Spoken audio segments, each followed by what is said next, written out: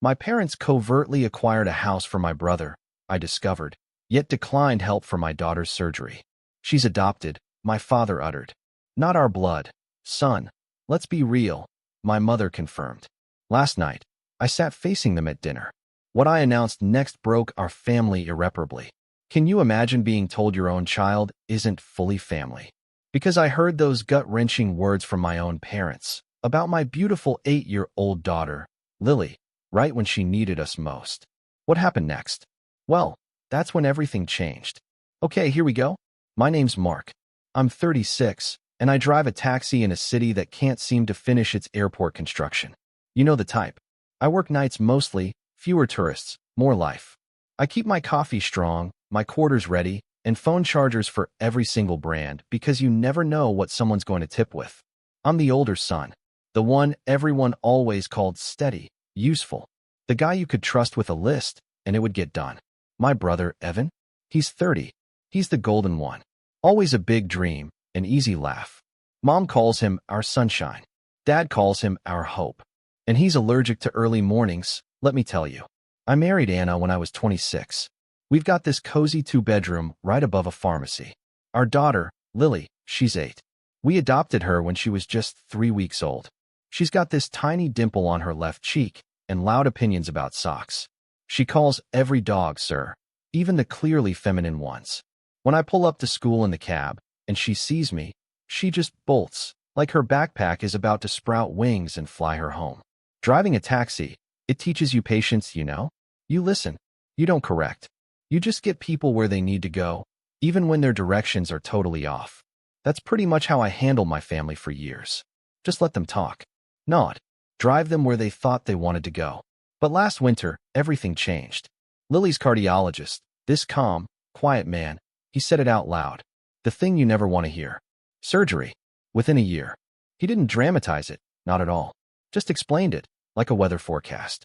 He even drew this simple little heart on the back of a billing sheet, circled the part that needed help. I folded that paper so carefully, like it was made of glass. Anna reached for my sleeve under the table, her hand trembling. We drove home in total silence. The radio off. Just us and that unspoken fear. I didn't tell my parents that day. I waited a week, until they came over, dropping off a box of canning jars for Mom's soup season. They sat at our tiny kitchen table, complimenting the curtains, oblivious. And then I just said it. Lily will need surgery this year. Mom blinked, fast, like she was trying to reset her vision. Dad put his hand on that box of jars, and for a second, I honestly thought he might just pick it up and leave. We'll pray, Mom said, her voice thin. We will, Dad echoed. I thought, foolishly, that was the first stone, the beginning of a wall of support. I was so wrong. But that part, that comes later. Tonight's memory, it was a Sunday dinner at their house. Roast chicken, green beans that were probably cooked a bit too long. Dad's special mashed potatoes, stirred with his sacred wooden spoon no one else was allowed to touch. Evan, naturally, was late. Mom had the news on mute, so the anchor was just silently flapping his mouth, like he was spilling the world's biggest secrets to no one. I brought a salad, because we were told to bring something fresh. Anna set Lily up with crayons at the end of the table, and Lily, bless her heart, drew a taxi with wings. Super cab, she declared. Then Evan finally walks in, 30 minutes late, a bakery bag swinging in his hand, a story about traffic already on his lips. Kisses Mom's cheek, gives Dad this weird half-hug that just falls apart. Then he ruffles Lily's hair and says, "How's my favorite lady?" Lily, without missing a beat, says, "I'm drawing you a ticket for speeding." He just roared with laughter, like it was the funniest joke he'd ever heard. We ate. The conversation was soft. Shallow. Neighbors. Work. The old guy down the street who repaints his mailbox every month. I kept waiting. Waiting for someone, anyone, to ask about Lily's last appointment. No one did. I'm usually the one who makes the first move, so I did. Her oxygen levels are holding, I said, trying to sound casual. The specialist is optimistic. Surgery windows late summer. Mom just nodded. Drank her water like she was auditioning for a commercial. Dad grunted, "Hospitals are thieves." Like that was the same thing as empathy. Evan, without looking up, said, "Summer's rough for me. Busy season." He doesn't have a job that has seasons, He has projects that have moods. I started to say something about schedules, about logistics, but Mom cut me off, her voice bright, almost too bright. Speaking of homes, Evan, tell them about the place. My fork froze halfway to my mouth.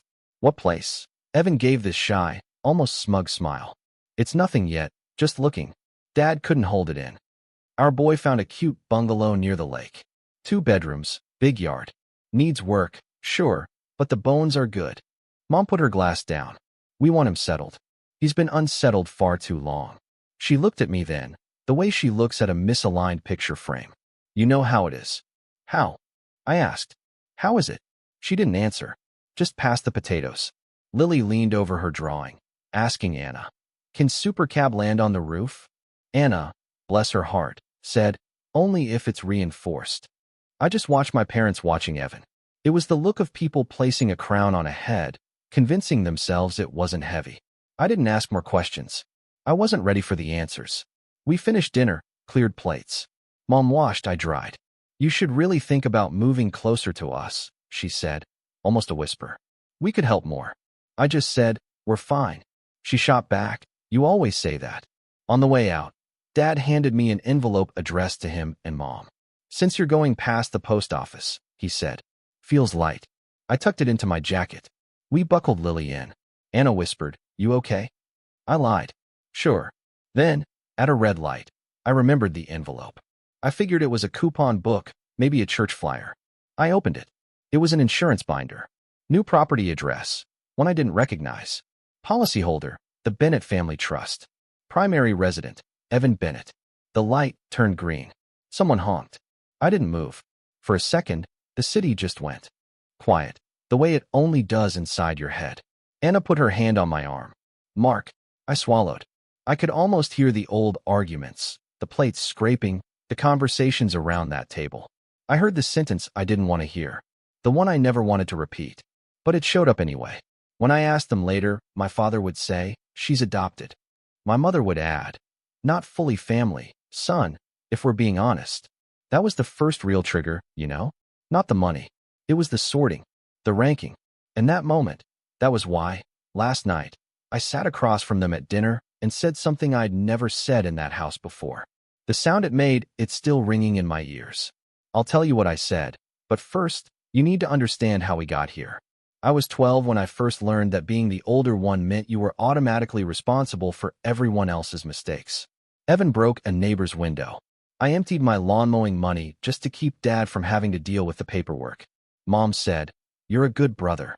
Evan just mumbled, thanks, man, and then disappeared with his friends to play video games. At 16, I got my driver's license and instantly became everyone's chauffeur. Not just for errands, for excuses. Could you swing by and pick up Evan? He got stuck. Stuck always meant bored. At 19, I bought a used Corolla with cash I'd been saving since freshman year. Evan immediately claimed it as our car and borrowed it so often I started hiding the keys in my socks.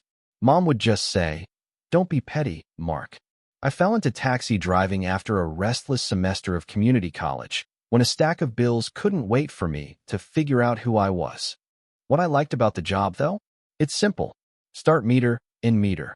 Clear lines. People get in with a need. You meet it, you get paid. Not always fairly, no, but honestly. The city taught me routes the maps didn't show. How the lights really cycle. Which alleys are safe. Which bars spit out the loudest liars at 2 a.m. I met Anna at 5:40 a.m. on a freezing February sidewalk.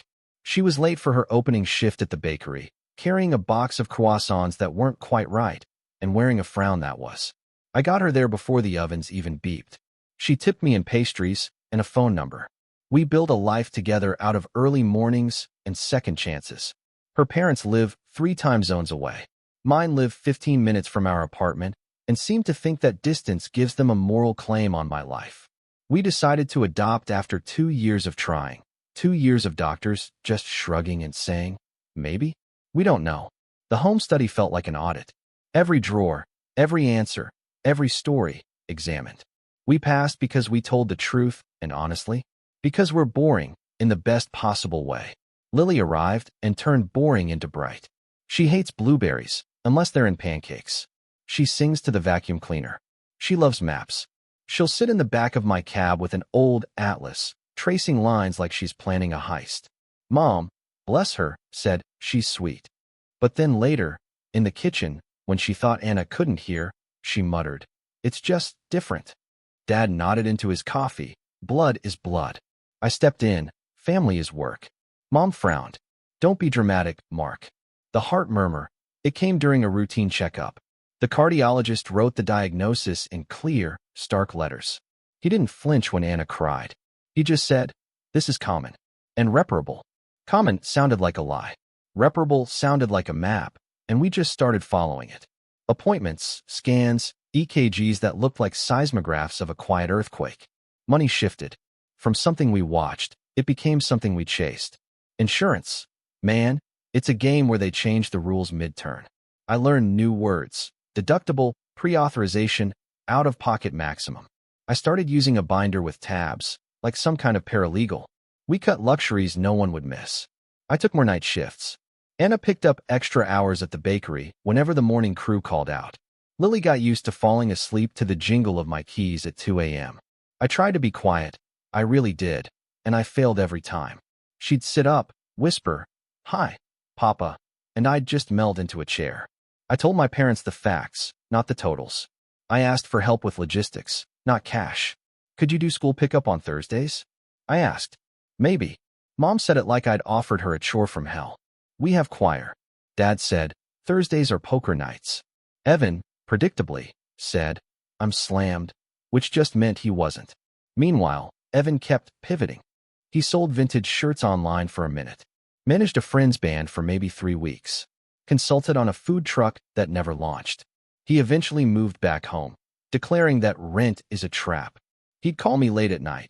"Hey bro, how do you talk to credit card companies?" I'd tell him. He'd say, "You're a lifesaver." And then he'd never actually do the thing I told him. Small humiliations piled up like dirty dishes. Mom asked if we could keep Lily's situation private because not everyone understands adoption or medical stuff. Dad rolled his eyes when I corrected him for calling Lily's birth parents real parents.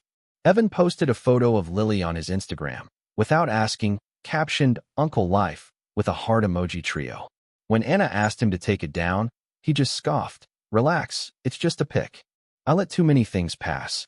I picked my battles like a poor person picks apples, carefully, with an eye to bruises I couldn't afford. Then the first big bill hit. Insurance denied a test because the specialist had the wrong code next to his name. I called. I waited. I stayed polite. It got fixed. The second bill was the deductible.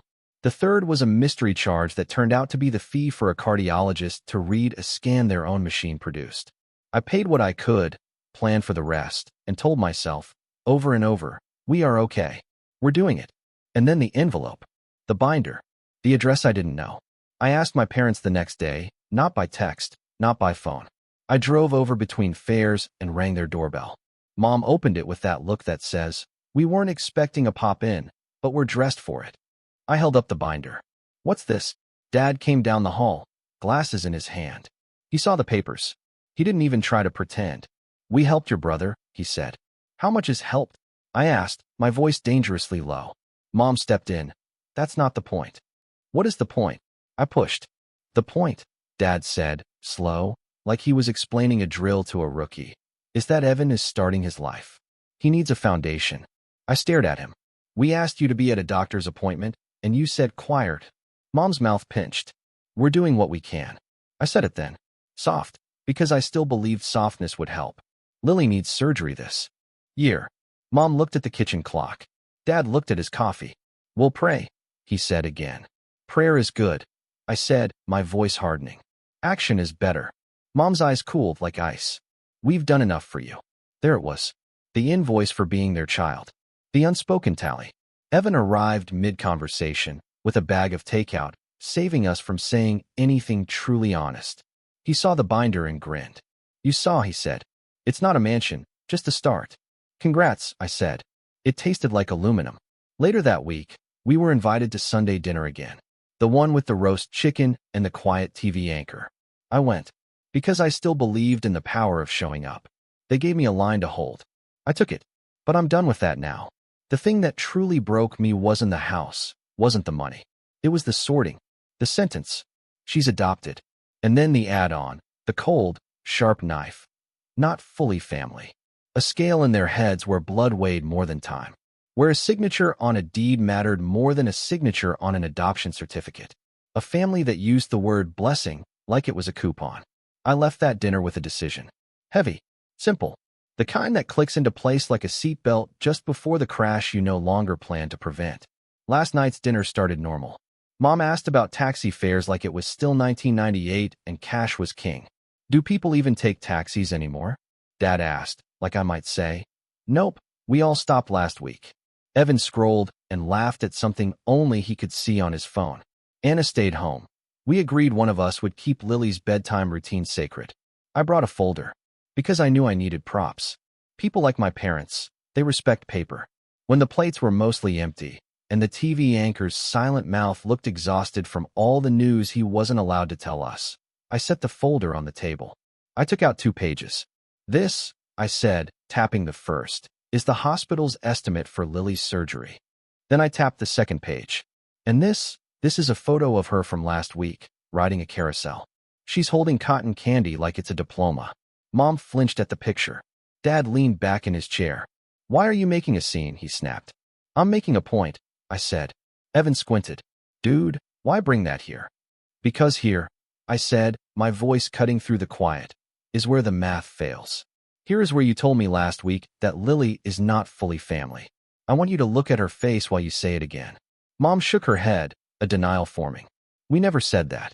You did, I said steady. Dad said she's adopted. You said, not fully family, son, if we're being honest. I kept my voice low.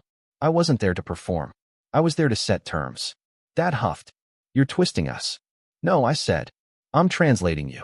Evan finally put his phone down, like something serious had actually started. We're all stressed, he mumbled. Money makes people weird. This isn't about money, I said, my gaze fixed on my parents. It's about hierarchy. It's about how you decide who counts. Dad's face got that hard look it gets when his lawnmower won't start. We helped your brother buy a house because he needs stability. You have a place. You're fine. We rent above a pharmacy. I shot back. Fine is not the measurement. Need. Mom's eyes filled with those shiny tears she can summon for any crisis, especially one where she isn't the center of attention. How can you talk to us like this in our home? She whispered. Because this, I said, is where you talk to me like I'm an ATM who forgot his pen. I'm done. Dad leaned forward, elbows on the table, his voice low and sharp. Careful, Mark. I leaned back. No. The word hung there, heavy, like a new picture on a blank wall. I'm setting boundaries, I said. I should have done it 20 years ago. Here they are. I paused, letting the silence fill the room. We will pay for Lily's surgery ourselves. We will not take money from you if it comes with the price tag of disrespect. We will not co-sign anything for Evan. We will not be your emergency contact when a project fails, or a pipe bursts, or a credit card needs a clean name. Mom covered her mouth, as if I'd cursed. I hadn't. I was being cleaner than I'd ever been. Dad's jaw moved, like he was chewing nails. You're ungrateful. I'm awake, I said. Evan tried one more time to be the hero. Bro, why are you burning bridges? Over a misunderstanding. Misunderstanding, I said, my voice cold, would be saying the wrong thing. You said the real thing, and I finally believed you. Mom sniffed. We didn't mean she's not family like that. We meant it's different. Different how? I challenged. Different like you don't see her? Different like you get to opt out when it's hard? Different like you can buy a house for one child and tell another his child is a footnote. Dad pushed back his chair. The legs scraped loudly across the floor. Get out. I will, I said, standing up. My knees felt weirdly light, like the air itself had changed. But hear me first. I looked at both of them, holding their gaze until they stopped moving. This isn't about revenge, I said. This is about closure. No one spoke. Even the refrigerator seemed to hold its breath. I'm closing the account where I pay with my silence, I continued. I'm closing the door where you come into my home with conditions. I'm closing the loop where Evan messes up and I fix it. You can call it cruel. I call it parenting my own family. Mom whispered, if you walk out, don't come back asking for anything. I won't, I said. And I won't come back to explain adoption to people who use it as a way to grade a child. Evan reached for humor and missed, badly. 4th of July is going to be awkward. It'll be quiet, I said. I gathered my papers, putting Lily's photo back in the folder. I left the estimate on the table. You can keep that, I said. It's what respect costs. We're paying it. I walked to the door. Mom said my name. That low, urgent way you call a dog that's about to bolt into traffic. I didn't turn. I opened the door, and I stepped into air that felt like air. Real air. The first thing I did when I got home was hug Anna. Longer than usual. She pulled back, looked at my face, and just nodded, like she understood everything without a single word. Lily was asleep, her chest rising and falling in a rhythm I will never, ever take for granted again. The next morning, my phone started its performance. 7:12 a.m. Mom. We should talk about last night. You overreacted. 7:16 a.m. Dad. Return the spare key. 7:17 a.m. Dad again. And the drill. 7:25 a.m. Evan. Dude, yikes. Mom's a wreck. 7:26 a.m. Evan. Just say sorry. 7:41 a.m. Unknown number. Aunt Barb. Family meeting tonight. 6 p.m. She loves committees and potato salad, that woman. I put the phone face down. Made Lily's lunch, turkey sandwich, apple slices, a note that just said, "You are brave." I drove my morning airport run, pretending not to hear my phone vibrating like a trapped bee. At noon, I called the hospital billing department to confirm the payment plan we'd set up weeks ago. The one I kept telling myself was a parachute, not a curse. The woman on the line had a voice that sounded like warm socks.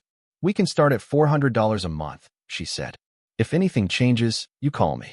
We don't send people to collections without trying to help." I wrote her name down. "Thank you," I said, like she'd just invented the concept of kindness itself. At 2 p.m., Mom called. I answered, because I wanted the right kind of fight. The one where you show up and say your lines clearly. "I don't understand how you can be so cruel," she started. "I'm not being cruel," I said. "I'm being clear." "We're your parents," she cried. "You are," I said. "You're not my judges. And you don't get to downgrade my daughter to make your choices look better." Silence. Then the sigh. The one that means she's collecting tears for later. "Your father is very upset." "He'll live," I said. "So will we." By evening, the family chat looked like a bulletin board for a small-town drama club. "Aunt Barb, we must set aside differences." Cousin Jess, blood is thicker than water. Uncle Pete, kids today are so sensitive. My cousin Ben, though, he DM'd me separately. "Proud of you, man. I've got a spare AC unit if you need one." I sent him a heart emoji. Muted the main chat. At 6:03 p.m., there was a knock. Like a landlord's. I checked the peephole. "Dad." I opened the door, with the chain on. He held up the spare key, like a witness holds up an exhibit. "Returning this," he said. He put it on my palm. It was warm from his fist. "You'll be back when you need something." "I need you to stop saying that," I said, meeting his gaze. His mouth tilted into a half-smirk. "We'll see." I closed the door. I put the key in a drawer with batteries and rubber bands and other things that are useful but not urgent. The next day, Evan called 12 times. I answered on the 13th because, well, curiosity isn't a virtue. "Bro, this is getting out of hand," he whined. Mom didn't sleep. "She'll sleep tonight," I said. "Try chamomile." He laughed, like I was being funny on purpose. "Seriously, you know they didn't mean it like that. They're old school." "Old school is for music," I told him. "Not ethics." "You really gonna ice us out over a sentence?" he asked. "It wasn't a sentence," I said. "It was a policy." He exhaled dramatically. "Whatever. Can you come by Saturday to look at the inspection report? The house has some weird wiring. Dad says you know this stuff." "No," I said. A beat. "No. No," I repeated. "Hire an electrician." He hung up without saying bye. Progress, in a way. He used to just assume I was an appliance. That week, I made a list. Titled, "New Rules." I wrote them on an index card and stuck it to the inside of a cabinet, like a restaurant's food safety certificate. No loans. No co-signing. No emergency rescues. One channel of contact. Email. No late-night texts. No drive-bys. Any visit requires respect for Lily. One comment, and the visit ends. Anna saw it and kissed the top of my head. "I like this, Mark," she said. "He's boring in a brave way." We told Lily a kid version. We're taking a break from Nana and Papa, I said in the car after school. Grown-up feelings got tangled. She was quiet for a minute, thinking, her whole face scrunched up. Is it about me? She asked. No, I said firmly. It's about how we protect our home. Do you still love them? I love us more, I said. That's what dads are supposed to do. She nodded, satisfied. Can we get ice cream? We got ice cream. She picked rainbow sprinkles. I picked chocolate, because sometimes you say yes twice. The date came, July 18th. I wrote it in the calendar in big, block letters. We built a plan like a bridge. Neighbor on call for the cat. Anna's coworker for bread deliveries if she needed to bow out. My boss approved time off. The night before, I lay awake, counting the tiny sounds our apartment makes in the dark. The radiator's hiccup, the upstairs neighbor's chair, Lily's soft breathing. At the hospital, Lily was braver than anyone. She asked the anesthesiologist if the mask came in purple. It didn't. She accepted teal. She squeezed my fingers like a secret code. I squeezed back. In the waiting room, under a TV showing daytime court shows, I tried to remember how to breathe. The surgeon came out 4 hours later. His face, it just said good news. He said the words, and I heard them like water washing over me. I sent one email to the family address I'd made just for this. Surgery successful. Recovery going well. We will update when we're ready. My mother responded with a prayer hands emoji and so glad. When can we visit? My father wrote, let us know if you need anything. Evan wrote, proud of you, bro. I closed the email and went back to Lily's room, where the machines beeped in a language I was learning not to fear. Recovery was slow, and it was holy. We measured meds and naps like precious ingredients. Anna kept a notebook with times and doses. I tracked Lily's steps to the bathroom like they were miles. Friends came with casseroles and carpool offers. Our upstairs neighbor, Mrs. Shah, left a bag of books and a note that just said, we're here. I cried at the sink when no one was watching. And then I cried at the sink when Anna was watching. She just put my head against her shoulder and said, let it out. We'll refill. My parents texted every few days, with questions that still felt like inspections. Is the scar big? Will there be restrictions? When is she back to normal? I answered when I felt generous. I ignored when I didn't. Generosity, I realized, is a resource. I treat it like money now. 2 weeks later, Mom tried a different angle. We made extra lasagna, she wrote. Can we drop it off? You can leave it with the doorman downstairs, I replied. We don't have a doorman. It was my way of saying, the door stays closed unless your hands are empty of conditions. Evan posted a photo of his new backyard, with a caption about hard work paying off, tagging a grill brand. I didn't look long. I don't need to feed the part of me that counts someone else's blessings and calls it theft. I fed my daughter soup instead and watched her fall asleep with a sticker from the nurse still on her shirt. 3 weeks out, Lily wanted the park. We went. She walked slow, like the world had become a place you had to taste first. She climbed the small slide and sat at the top, a king of something gentle. Watch me, she said. I watched. She slid, and she laughed, like a window opening, letting all the fresh air in. That night, I made another list, titled, What Changes? I stopped explaining adoption to people who use it to rank love. I stopped taking calls that start with, do you have a minute? And end an hour later with me fixing a problem I didn't create. I save money like respect, automatically, before anyone else can ask for it. And I let silence be an answer. I slept. Real sleep. The kind where you wake up and the world doesn't feel like an unpaid bill anymore. It feels like home. So, tell me, what would you have done in my place? Have you ever had to draw a line in the sand with family? And how did it go? Drop your thoughts in the comments below. I'm really curious to hear what you think. ***.